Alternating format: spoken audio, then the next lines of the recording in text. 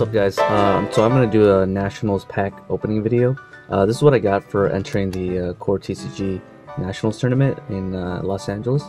And then it's an orange foil, or it's an orange packaging. And on the picture we got a base form Goku with Bardock, Trunks, and is that Vegito? Yeah, it's Vegito and Vegeta, Majin Vegeta. So it's a pretty nifty little design. Here we have the year and everything, so I'm gonna go open it. I opened some earlier. Well, not earlier. I didn't open it earlier, but I opened the event packs that they got, and this is what I got.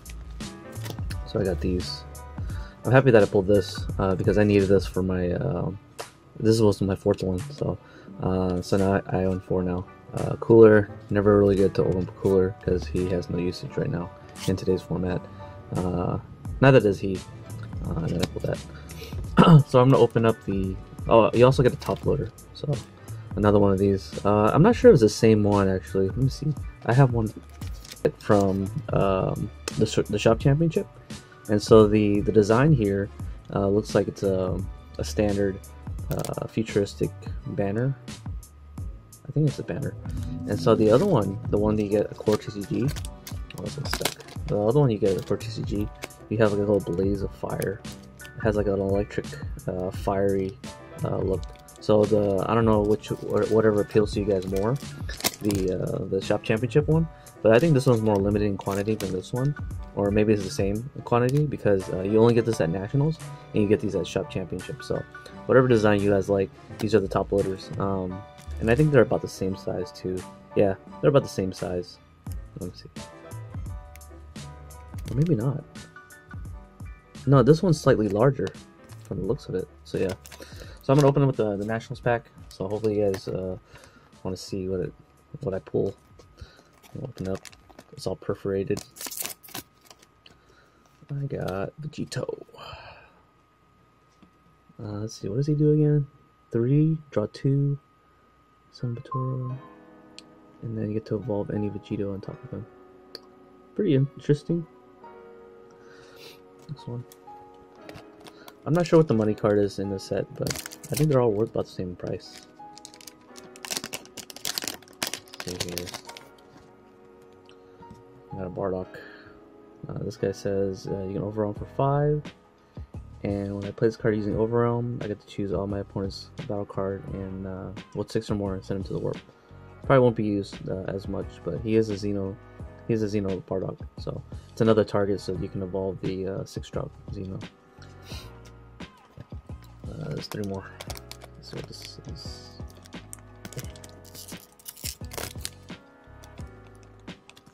I hope I get Trunks.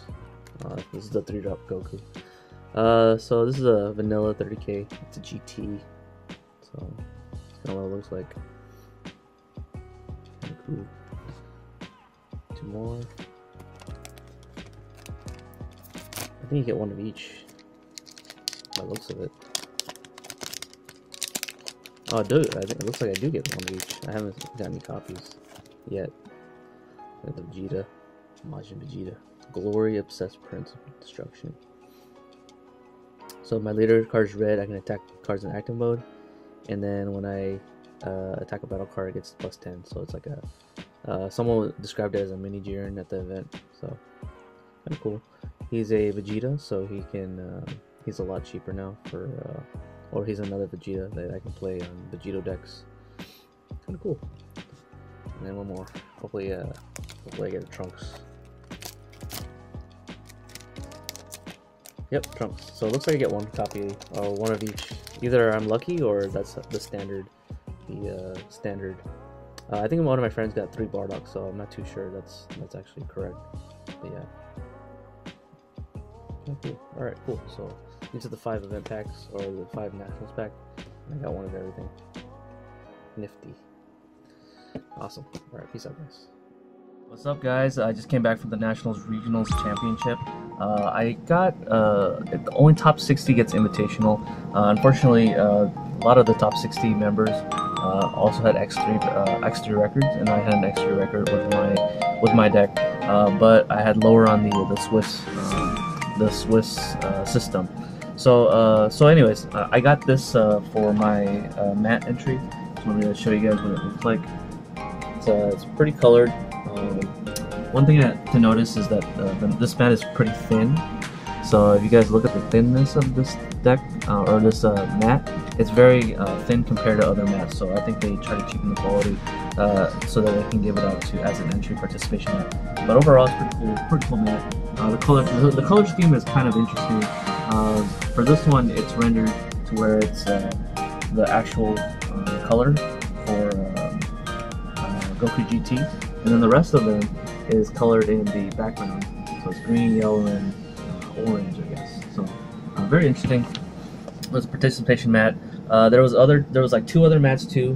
One given to the one type given to the top placers, which was top 16, and then there was another one for the side events if you win first place, or there's a Vegeta playmat. You can also buy it for 40 bucks too, so I didn't buy it at all. So for this event, there was one thing that stood out in this event, which was the end of match procedures. So you'll see a lot of Harudegarn Storm decks, or anything that plays Storm in their decks, and the reason why you'll see those type of cards in those decks is because the end of match procedures. So in the end of match procedures, when time is called after 1 hour, best out of 3, even if so the player with the highest life is the one that wins that particular game. So let's say game 1 you win, in game 2 your opponent wins, and then it's game 3, time is called, right? So whoever has the highest life will win that particular game. Now here's the issue. So if the time is run out, whenever they decide to call time, or whenever the timer hits 0 and time is called, the game stops. So even if you're comboing on the final attack to get your opponent's life down to a lower count so that you can be the winner, even if you do that, it's considered a draw or a win for your opponent if they have higher life. So depending on the situation, depending on what was heard and said, that's how soul playing is kind of used, or this is how they try to treat soul playing to increase the pace of the players, because they know that once time is called, whoever has highest life will win. Now the what is it? So the issue is different when you win the first game and it's the second game and time is called. So if you win the first game and time is called, and your opponent has the higher life, I believe what happens is it's a draw, because you win the first game and then the second game your opponent wins. So it's very complicated. So when you're looking at all the deck profiles for this particular event, you have to look at the speed of the deck and how well it wins in tournaments. So this was a very fast tournament, I think. Actually my rounds went pretty quick, only because I was playing anti-meta androids, so I just cell chain them and then I end the game quick on turn 3 or 4. So it really depends. So if you're going to a future event for Core TCG, the end of match procedures is going to nick you in the butt. So you have to either play fast, and you have to play a deck that can actually perform well and win them within the first 2 turns. So that's just kind of how it is when it's best out of 3. A normal game in Dragon Ball, especially just one game, will last an average of probably 22 minutes to 30 minutes. I haven't really done the math, but I'm giving you guys an estimation based off of my feelings and experience. So if you do decide to attend a Nationals Regionals, keep that in mind. Play a fast deck or play faster. Otherwise, you're gonna have the end of match procedures nip you in the butt, and then you might not have a very favorable result, even though you were winning, even though you were playing the better deck. If your deck takes too long to win, you're going to experience uncertainty with the end match procedures. So just a side note when you see that. Okay, so in my next segment I will show you guys my anti-meta Android 17 deck. It's really good. I think I went X3 at the end of the day, and I played mostly SSJ3 as my opponent. So my only losses were to Pan and 2 SSJ3, but one of the SSJ3 opponent doesn't play the normal hit package, and my anti-meta strategy kind of counters that. and I lost to 1, the hit package. But the rest of them were playing the hit package, and I managed to choose them on the win. So yeah, I hope you guys enjoyed the deck profile that's coming up. Hey guys, so this is going to be the deck profile. I decided to play Android 17 and 18. The reason why I chose this leader was it was an anti-meta strategy. It's a really good anti-meta strategy because I prefer this leader over Cell because it can awaken at 6, and being awakened at 6 allows me to dig deeper into my deck so that I can see the growing evil Cell and take out a lot of blue leaders. And that was the theory behind it. Most of my matchups I played about 6. Let me see. Yeah, I played about 6 SSJ3 decks, so it definitely worked out the way I wanted to, because out of the 6 I played, I beat 4 of them, and I only lost to 2, only because there was a lot of unfortunate things that happened when I was playing this leader. So let's get to the deck profile before I talk about my matchups. So I run the standard 4 Growing Evil Cell. It's very vital because now you have more different targets for Growing Evil Cell. You have a Vile Replication Cell, and you have a 3 Evolving Cell. The reason why I played 3 and 2 is because you can hardcast this for 5. In case you don't draw this guy, you can hardcast this guy for 5, and then slip an 18 underneath to go into the perfect cell. So originally, when I started this deck profile, or when I embarked on making this deck better, I was only playing 2 and 2, and then I was playing 4 of this, because I thought getting a +2 would be good, and it turned out I would always draw into these guys, and I would never be able to cell chain someone successfully. So I took the number down to 2 and decided to play 3 and 3, so that I can see this guy on turn 5 and then play him and then evolve. But if you're seeing this guy on turn 5, it's a pretty dangerous territory to tap out on turn 5. So more of my deck is geared towards defense. So that's the cell package. In the tournament, I saw one other Android player play the power cell, I think, the one that where you bring it out, you take a life and you discard 1 card from your opponent. One thing most people forget about Perfect Force Cell is that you can actually evolve him for 6 on top of a different cell. So say you draw this guy and all your cells are either in your life or in your energy area, and you have one in your hand.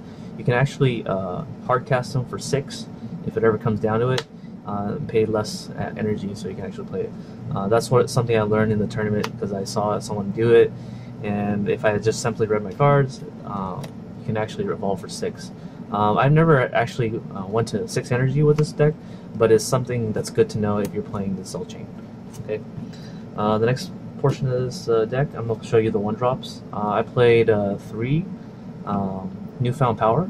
So being able to be awakened at 6 in this with this particular leader, the Android leader, a lot of times they'll hit you 1 time, they'll crit you once, and they don't want to awaken you. So on your turn 2, you can just play him, attack with him, and then take a life, and you're at 6, and then you can awaken with the Android leader. This is very crucial so you can see the cell chain. So cell chain is very good against blue leaders in this format, except for maybe Trunks, only because they like to rush you, and they can do so with so little cards in their hand. They can recover very well. So yeah, I only played 3 of this just so I can awaken. Outside of awakening, I don't think I really want to see this guy. Maybe to see, maybe I want to see this guy if I want to go to 4 life, so I can get a boost in my androids and being able to use my super combo in this deck. So and then I played 4 Dr. Jeros. I think I made a mistake playing 4. I should have played less of him and played more Speedy Surprise Attack. More on Speedy Surprise Attack later, but I always saw him, and I never wanted to play him turn 1 or turn 2. I'd rather be playing him turn 2, or leave my energy open at turn 2, and I'll explain why later. But yeah, definitely I didn't think he was definitely that necessary at 4 or even 3. I was gonna later in the future I might bump him down to 2. He's just not necessary in this speedy format, so just an FYI.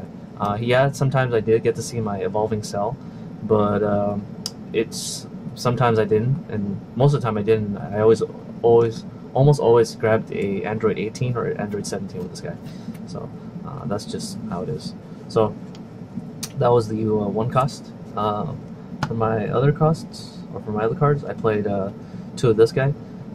Terrible Creator Android is something that you can use to fetch out Stoutheart, your super combos. So he's kind of like, as my one of my opponents said, he's a Planet Vegeta for androids. So I only played two because I didn't want to tap out on turn 2. I normally play this after turn 3 just to search for my super combos or any vital components that I need for the cell chain or whatever. He just allows, you never want to tap out in this game, especially with androids, so you want to keep at least one energy open so that you can defend yourself in this format. So yeah, I played him.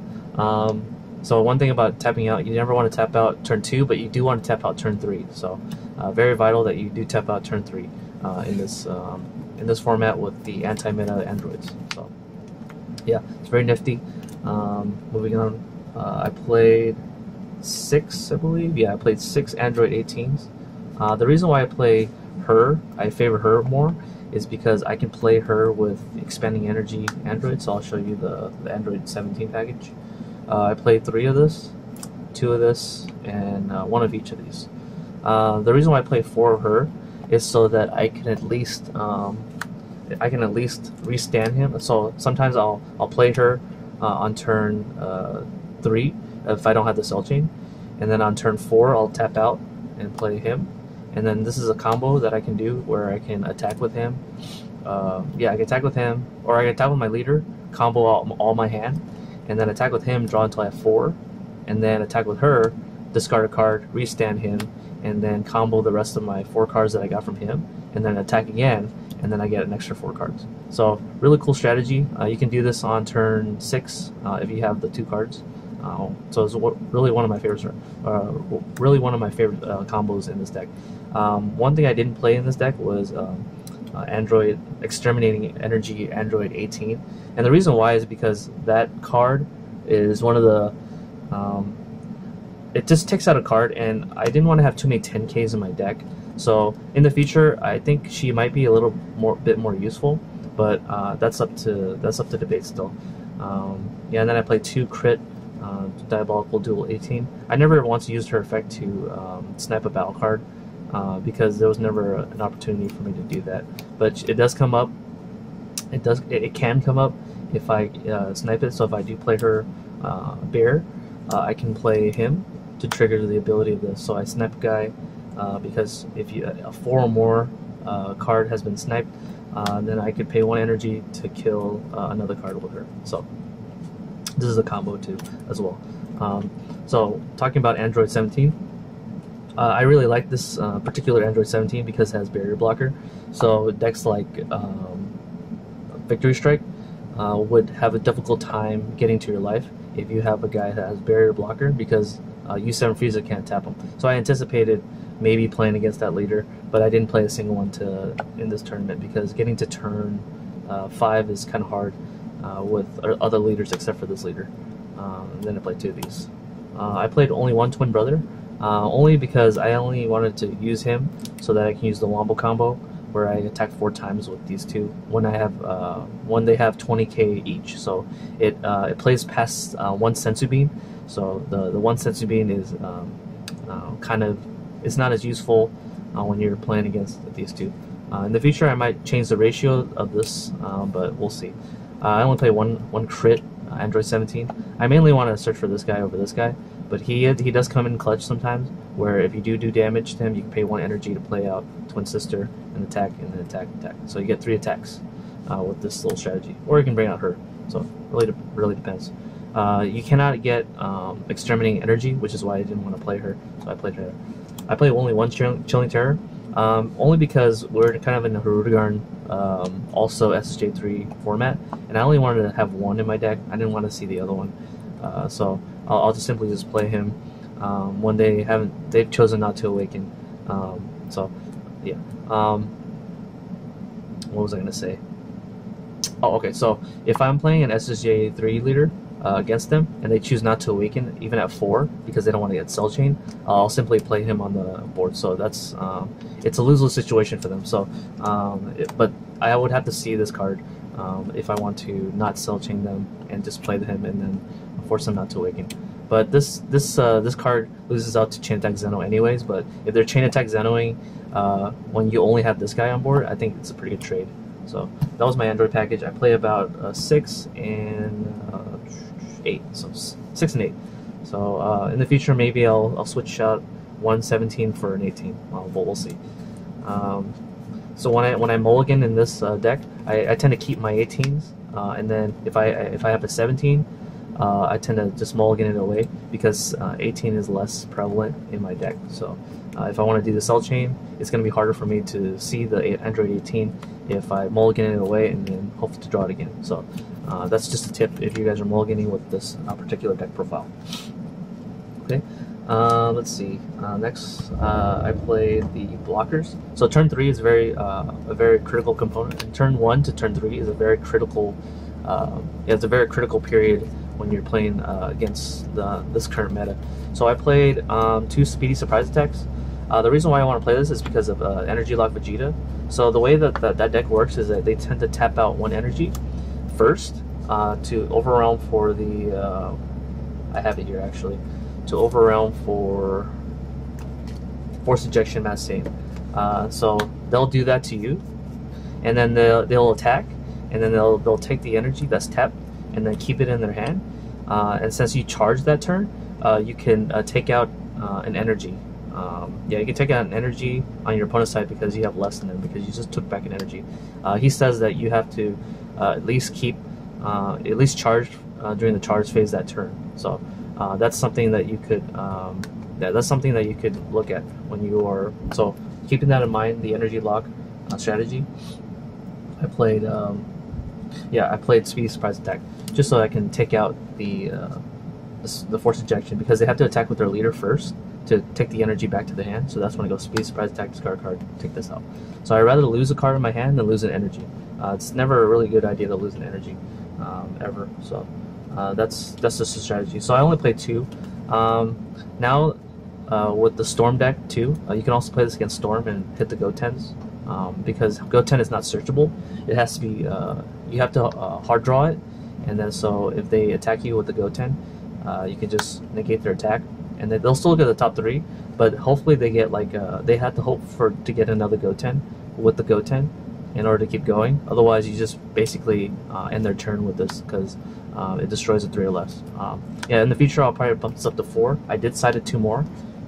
So yeah, it's a really good card, I think, in this format, just because it can hit the Storm package and it can hit the Energy Lock package. In other scenarios, if you're playing against control blue leaders, you can kill the Raging Spirit Gohan, the rest shield that comes into play. You can kill Digging Deep Vegeta.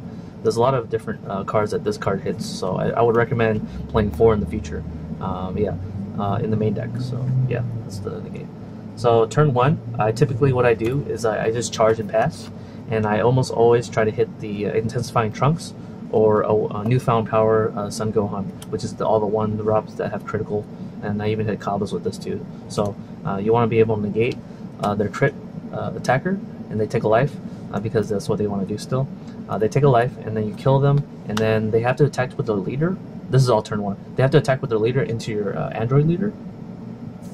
Yeah, they want to attack they have to attack your Android leader and play Unyielding Trunks or Sensubi to untap that 1 energy, so they can play another weenie. But if they do that, they leave you at 5, or they leave you at 7, and then next turn you can play cards like, or you have to, hopefully you kept this in your opening hand.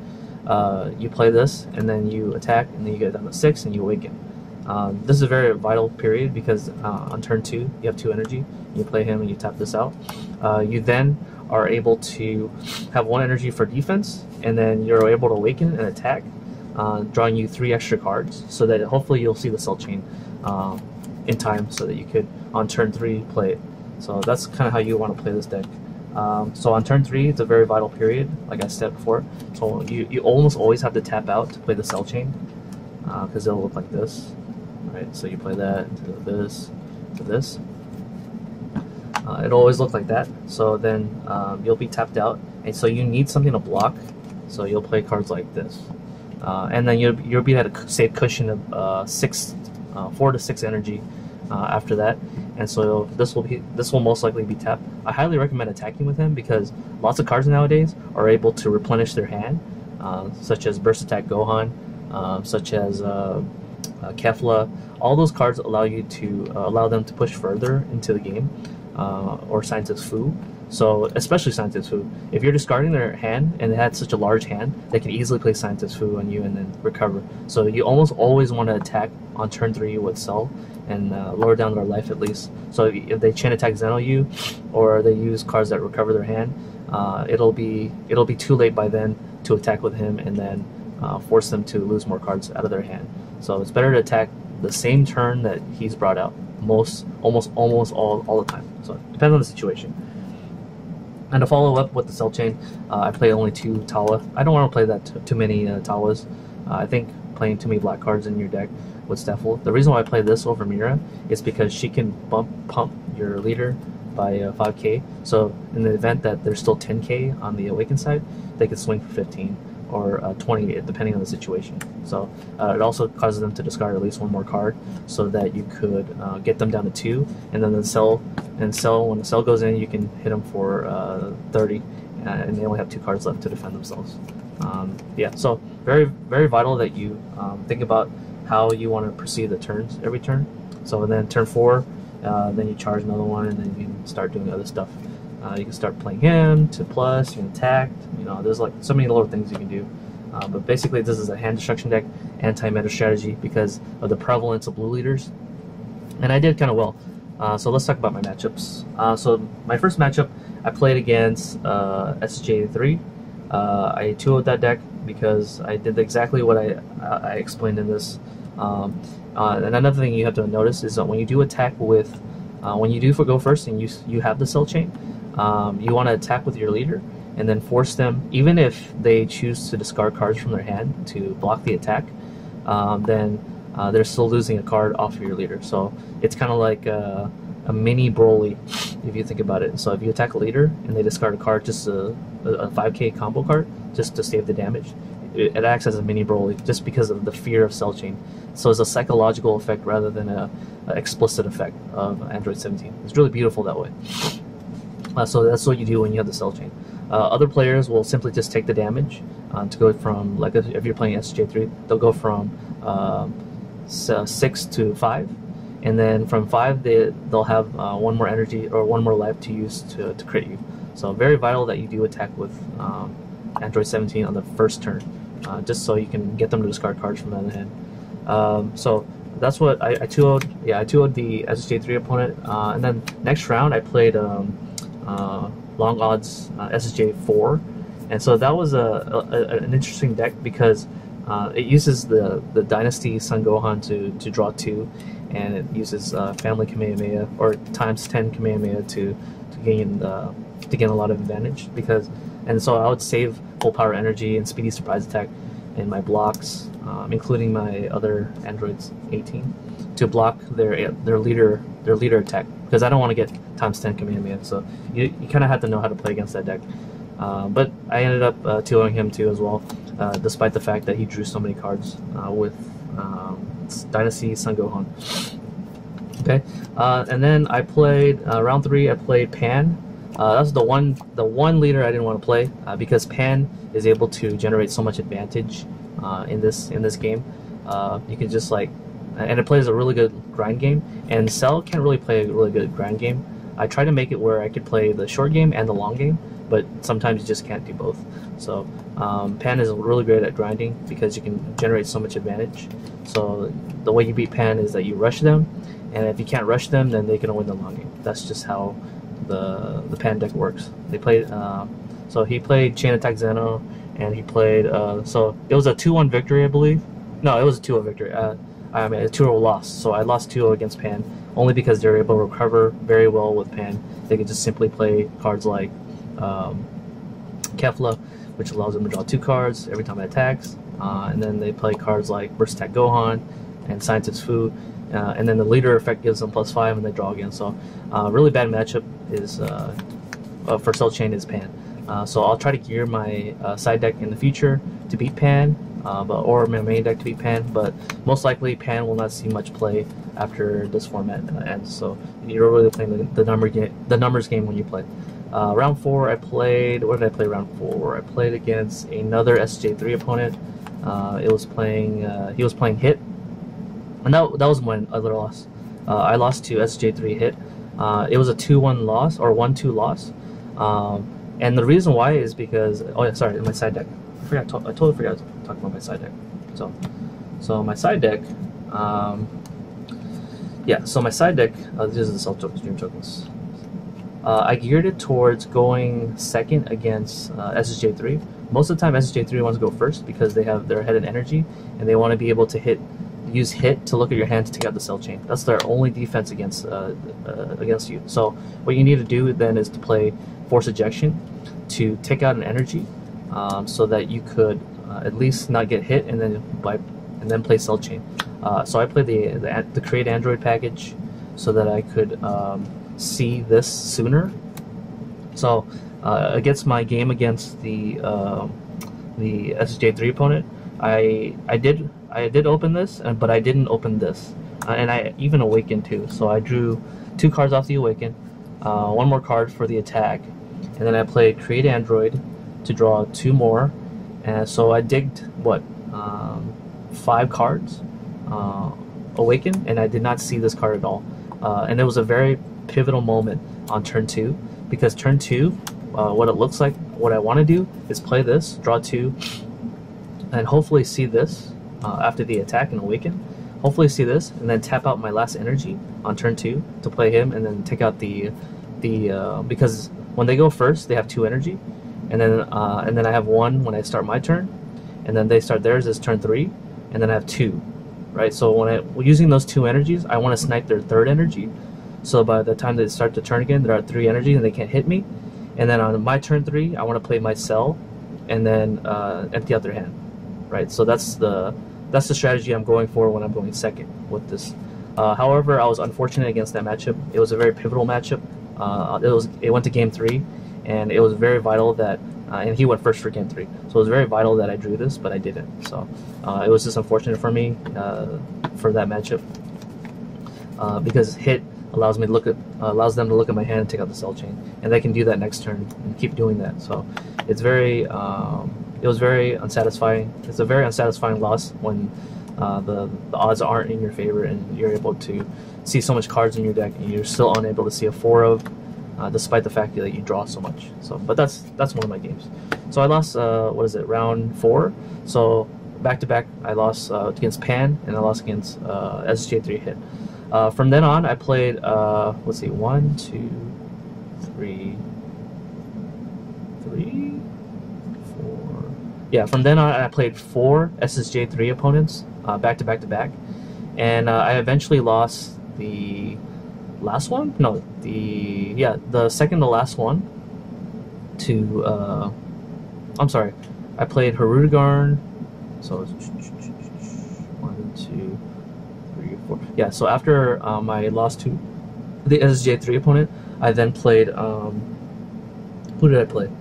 I played Harudegarn? No, I played SJ3 again, and then I beat that deck, and then it was the same deck too. It was the same exact variant. No, I'm sorry, he played blue-green. He played blue-green, and then I emptied out his hand, so I 2-0'd that deck. And we even played again afterwards to see if it was a fluke. I also beat him again. So after that, he dropped the tournament. Then after that, I played a SH3 again, and this time it was blue-red, or it was red. It was red with hits and all that, and I was able to manage to do the combo that I had just mentioned, and preventing them from hitting me, and then me cell chaining them. So that was very satisfying for me. So that was my sixth round, and then my 7th round I played another SS3 opponent with the same exact strategy. So I won that, and then my next round was Harudegarn. No, sorry, this was Harudegarn. Sorry, I didn't play an S3. I played against Harudegarn Storm, and I beat that deck with the same strategy where I'm able to negate. Yeah, I'm able to negate their. Where is it at? What Speedy Surprise deck? What Speedy Surprise deck? Yeah, so Speedy Surprise Attack. So I used this card to help me win against that matchup because I hit the Goten and I was able to last at least turn 3 and then cell chain them. So very vital in the future that you play more Speedy Surprise Attacks. And then the 8th round, I played against Blue Broly SS3, and of course I lost that matchup because I found out later in the tournament that I have a really big problem with Vegito, the rest Vegito, because he has barrier and he's in rest mode. So in the future I'll find a way to clear Vegito. That was also an 0-2 loss, so he's also a really good player too, so he knows what he's doing. I did cell chain him twice. Yeah, I cell chained him twice, and he's able to recover somehow. I think he used what did he use to recover? Oh yeah, he used Broly, he used Scientist Fu. Yeah, he used Scientist Fu to recover. So in this format, you want to be able to kill your opponent quickly as possible. And then my second to last, I played, or my last round, I played SS3 hit, and I 2-0'd that deck. So, or 2-1, sorry, it was 2-1, because he went first and on the first game, and he took the victory. He did the same thing where he used hit to look at my hand to get a card. So very important that I side deck these in game 2 and 3. So overall, great tournament experience. It was best out of 3, and it was allowing me to venture into the sideboarding aspect of the game, which is very important, I believe, in my opinion. The thing I didn't like was the end of match procedures, and I couldn't double sleeve my deck. So I had to go in raw, or it wasn't completely raw, but yeah, I had to go in raw, and then so yeah, that was my tournament experience. I hope you guys enjoyed the deck profile. That was my anti-meta Android strategy. Peace out.